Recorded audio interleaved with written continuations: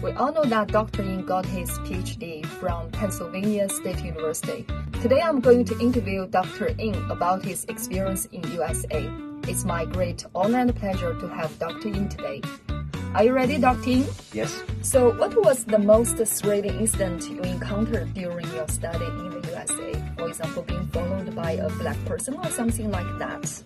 It was my first year in the United States, roughly around 2007. I was walking with my friend along the 47th Street in New York City. There was this black person coming, and suddenly he actually pulled out a pistol and pointing at us and said, "I don't want to shoot you. You're gonna give me your money." We were shocked for like 2 seconds. And then we thought that we got to give him the money, otherwise there would be some horrible thing happen.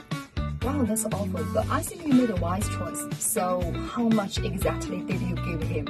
We were actually told by the senior students that when you go to NYC, you got to put a note of $20 in your pocket. And when you meet these robbers, you can actually give him the note and it will save your life. So that's actually what we did. We pulled out the notes slowly and handed notes to the black guy. And he just walked away with a smile face. Oh, that's really a bad experience. But if I were on the scene, I might, raise my hands first of all to save my life. Okay, let's move on to next question. How did you quickly integrate yourself into the circle of native speakers? For my experience, I was actually lucky because I worked in a lab, physics lab, experimental lab, and in the lab, most of the students are native speakers. And there's only one Chinese guy who's actually me. So every day, every moment, everything I do has to be in English.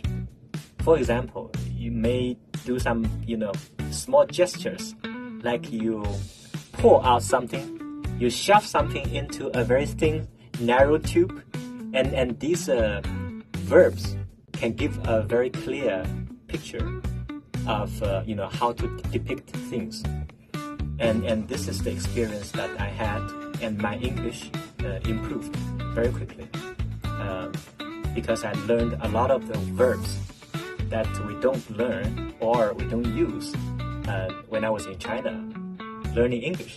I also learned some slangs from my lab mates, very live, and it feels like you're native. No wonder your English is so great. Thank you. So let's move on to next question. Can you cook? And if so, what's your best dish?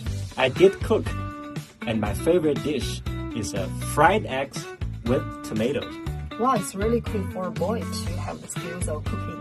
Actually, my favorite dish is also fried eggs with tomato. So let's move on to the last question. Students commented that your attire is very well chosen.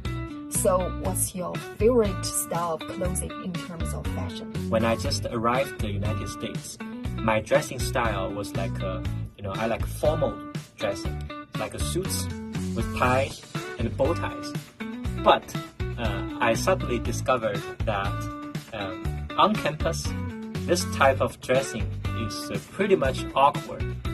And the students and also the professors like casual dressing. To hang out with these guys, I actually adopt these casual dressing, like hoodies or t-shirts, and finally, I think I can get along with them very well. So sometimes formal, sometimes casual. It depends on the context. Okay, Dr. Ying, your story in US is really fascinating. I hope to learn more about your US experience. Keep following. See you next time. Bye-bye.